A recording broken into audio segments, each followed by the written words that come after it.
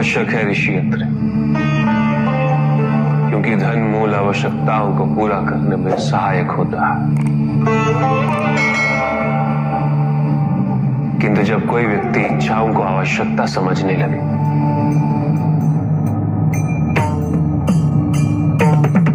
तो धन कितना ही क्यों ना पर्याप्त नहीं होता,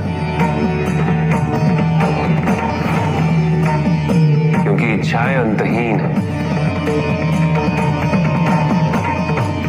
इसलिए मनुष्य कभी ना समाप्त होने वाली इच्छाओं की पूर्ति हेतु धन संचय को ही अपने जीवन का लक्ष्य समझ लेता है।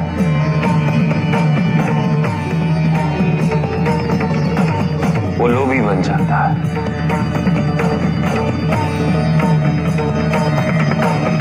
वो भूल जाता है कि उसके जीवन का मुख्य बिल्कुल उस व्यापारी की बात थी।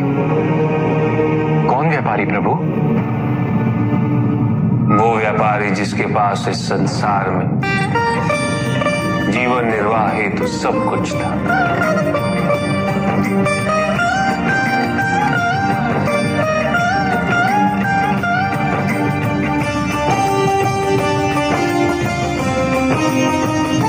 उसके पास घर था, छोटा था, किंतु उसके परिवार के लिए पर्याप्त था। उसके छोटे से परिवार की आवश्यकताओं को पूरा करने हेतु भोजन व धन की भी कोई कमी नहीं थी। किंतु व्यापारी सदैव और धन संपत्ति संचय करने की चिंता में डूबा रहता था। सब कुछ होते हुए भी वो सुखी नहीं था, क्योंकि वो यही सोचता रहता था कि उसके पास क्या क्या नहीं।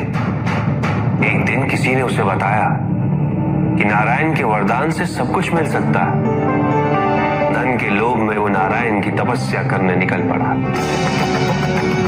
ओम वैष्णवे नमः।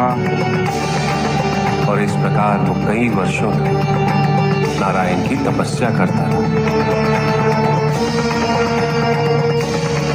ओम वैष्णवे नमः।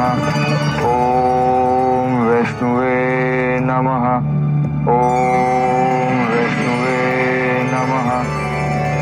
ओम वैष्णवे नमः। वत्स,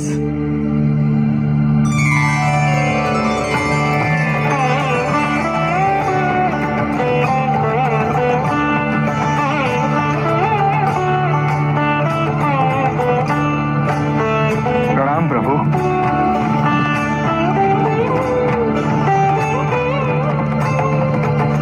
मैं तुम्हारी तपस्या से प्रसन्न हूं। मांगो, क्या वरदान मांगना चाहते हो?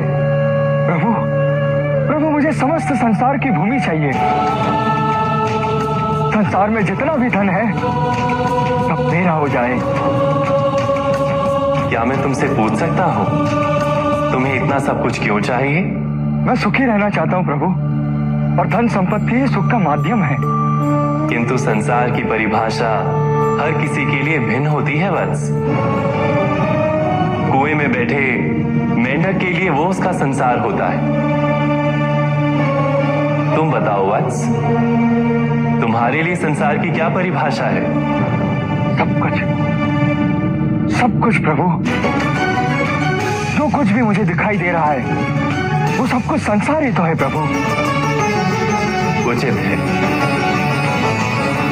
मैं तुम्हें वरदान देता हूं कि जितना भी संसार तुम अपने नेत्रों से स्वयं देख सको वो तुम्हारा होगा,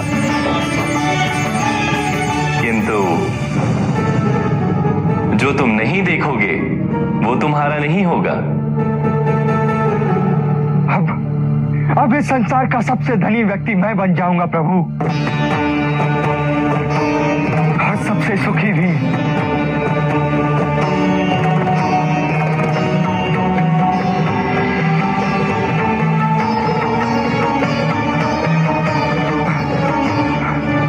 सब मेरा, ये सब भी मेरा। उसने सोचा यदि वो दौड़ के समस्त संसार को देख ले तो वरदान अनुसार सब उसका हो जाए। यहां से वहां, वहां से यहां वो चारों दिशाओं में भागने लगा।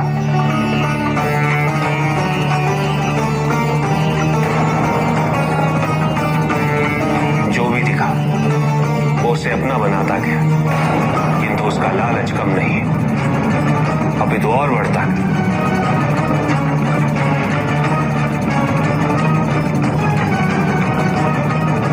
निरंतर भागते रहने के कारण शीघ्र उसका शरीर उसका साथ देने में असमर्थ हो गया।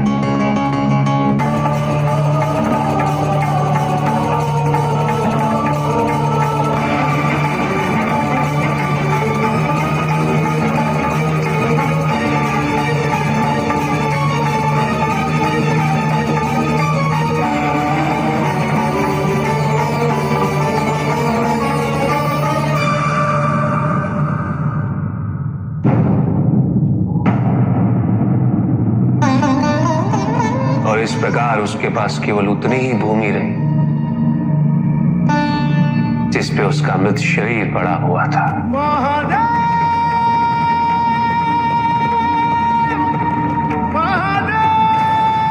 अकेला। उसके पास उसके परिवार का सुख भी था, किंतु उसने उसका आनंद नहीं उठाया।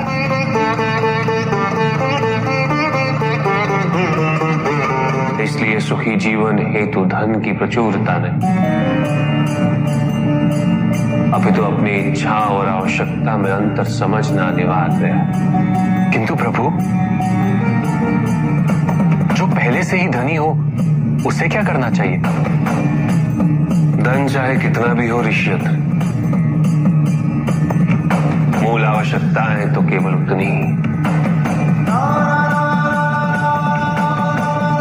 ढकने के लिए वस्त्र, पेट भरने के लिए आहार और शरण के लिए भवन।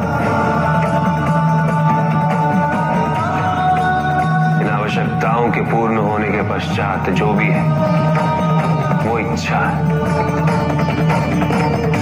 धनी व्यक्ति के पास जो भी अतिरिक्त धन होता है वो उसे दान करना चाहिए, उनके उद्धार के लिए जो अपनी मूल आवश्यकताओं को पूरा नहीं कर सकते।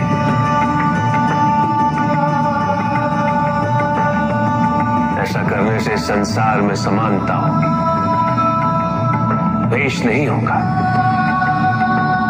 सद्भावना बनी रहेगी। किंतु कुछ व्यक्ति इस तथ्य को समझ ही नहीं पाते। अपने एकत्रित किए हुए धन से इतना मोह हो जाता है कि वो उसका एक अंश भी किसी और को नहीं देना चाहते।